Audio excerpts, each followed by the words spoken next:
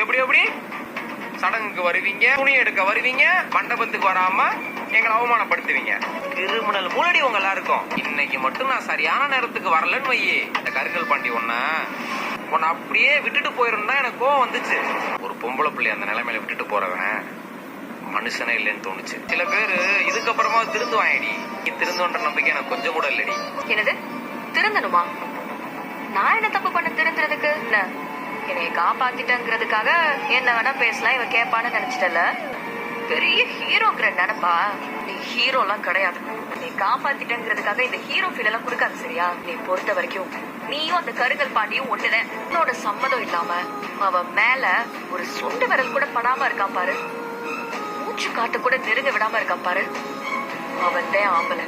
நீ ராத்திரி நேரத்துல என் வீடு புகுந்து என் மேல கைய வச்சு என்னை தொட்டு தூக்கிட்டு போயிருக்க. இப்ப வந்து நல்ல விஷயம் போடுற என்ன? நீ இல்லனா நான் அங்க இருந்து தப்பிச்சிருக்க முடியாதுன்னு நினைக்கிறியா?